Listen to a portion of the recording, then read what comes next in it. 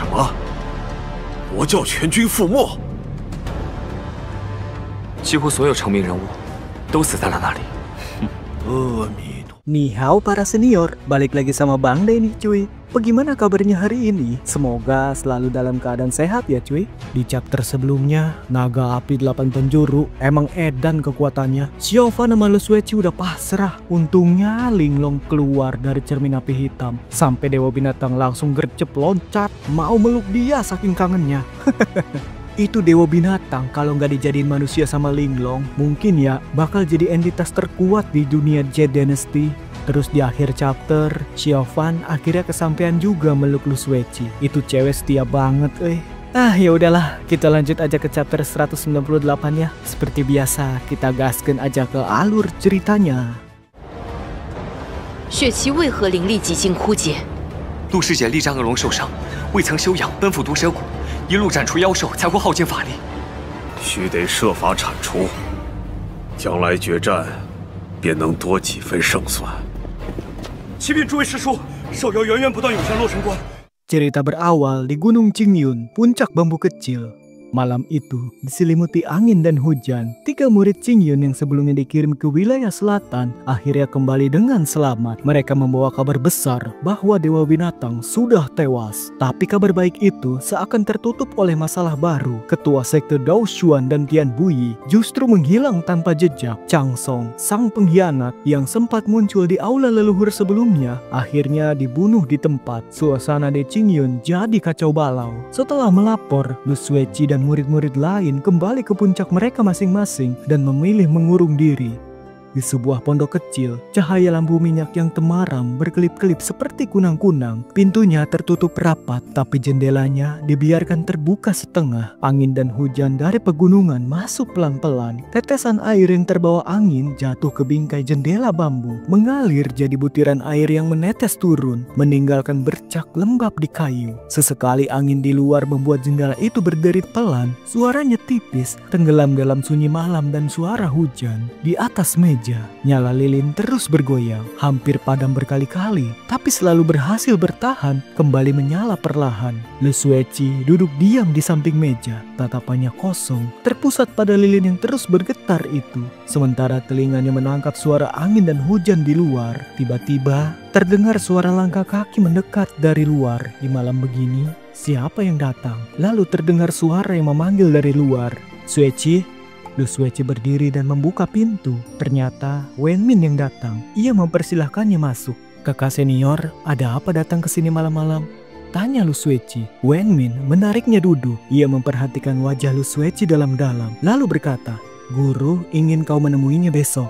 Lu Sueci mengangguk pelan. Wenmin menghela nafas dan berkata, "Kau baik-baik saja?" Tatapan Lu Sueci bertemu dengan mata Wenmin yang terlihat lembut dan penuh perhatian. Ia tersenyum tipis lalu berkata, "Aku baik-baik saja. Terima kasih sudah peduli kakak senior." Wenmin mengangguk pelan lalu berdiri. Tiba-tiba kilat menyambar di langit, diikuti suara guntur yang begitu keras seakan membelah udara. Suara itu menggema panjang, membuat suasana semakin mencekam. Hujan di luar semakin deras. Wenmin berjalan ke arah jendela, menatap gelap malam di luar. Lalu ia berkata, "Kalau lihat langit begini, sepertinya hujannya bakal tambah lebat."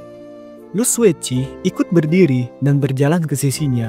Mereka berdiri berdampingan di dekat jendela, sama-sama memandangi derasnya hujan dan pekatnya malam di luar sana. Dua wanita itu berdiri diam, tidak berkata apapun. Yang terdengar hanya suara bambu berdesir, ditiup angin, dan tetesan hujan yang menimpa dedaunan di kejauhan.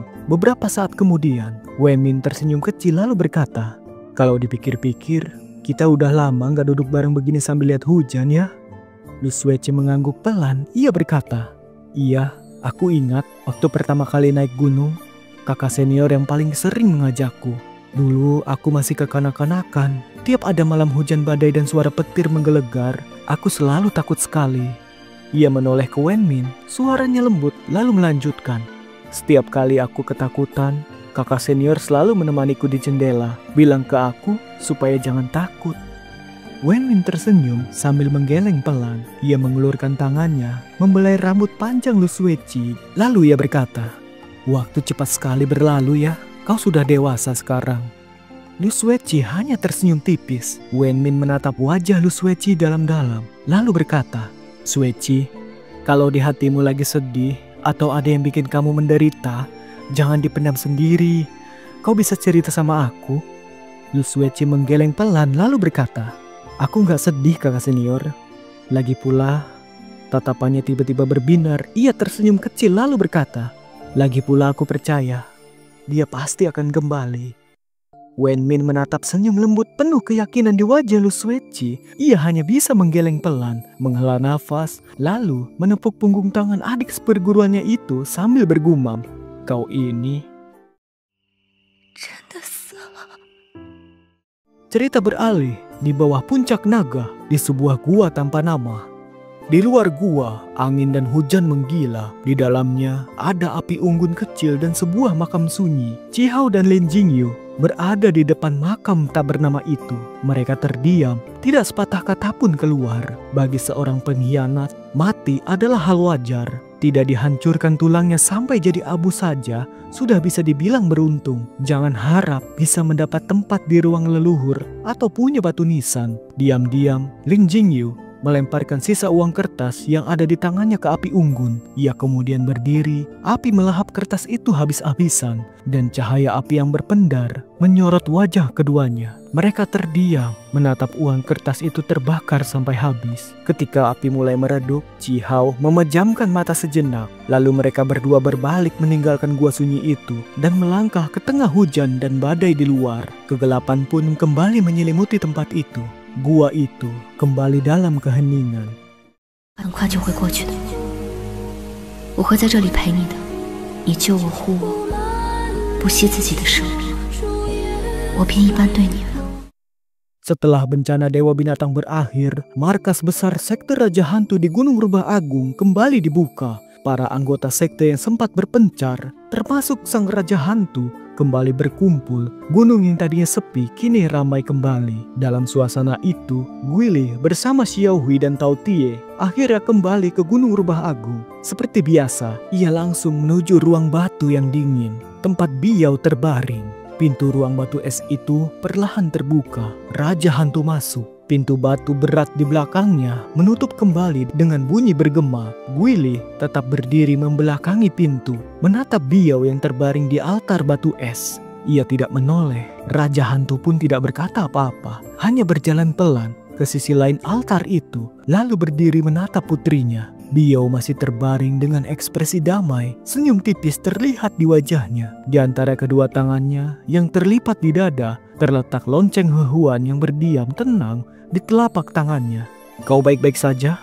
Suara Raja Hantu terdengar pelan. Sejak masuk ke ruangan itu, matanya tidak pernah lepas dari Biao. Guili menatapnya. Raja Hantu lalu memindahkan pandangannya dari Biao ke Guili. Tatapan mereka bertemu, seolah ada angin dan petir beradu tanpa suara. Di antara mereka, lonceng Hehuan yang digenggam Biao memantulkan cahaya lembut yang berputar-putar.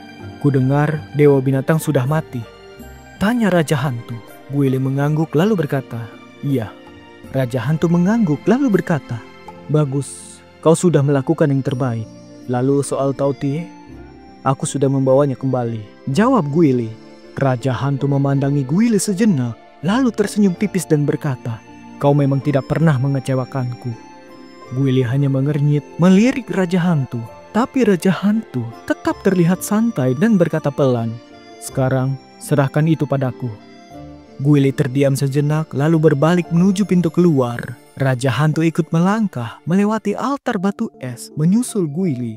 Ruangan dingin itu pun tenggelam lagi dalam kesunyian. Keduanya berjalan berdampingan menyusuri lorong lebar. Setelah melewati beberapa tikungan, mereka tiba di ruangan Guili. Tanpa basa-basi, mendorong pintu dan masuk. Raja Hantu sempat menunggu sebentar sebelum ikut masuk ke dalam. Di tengah suara Xiao Hui yang riang, terdengar pula beberapa kali raungan berbeda. Tao Tie, binatang buas yang dulu selalu mengikuti Dewa Binatang, kini tergeletak lemas di lantai. Keempat matanya yang besar terpejam rapat, tubuhnya sama sekali tidak bergerak. Berbeda dengan Tao Tie yang lesu, Xiao Hui justru tampak bersemangat. Ia melompat-lompat mengitari Tao Tie Kadang menarik ekornya, kadang mengelus kepalanya, bahkan sesekali ia nekat menyelipkan tangannya ke mulut besar Tao Tie, membuka rahangnya lebar-lebar hanya untuk mengintip ke dalam dengan rasa ingin tahu. Begitu Guile melangkah masuk, Tao Tie tidak bereaksi sama sekali. Xiao Hui sebaliknya langsung bersorak gembira dan melompat ke pundak Guile dalam sekejap.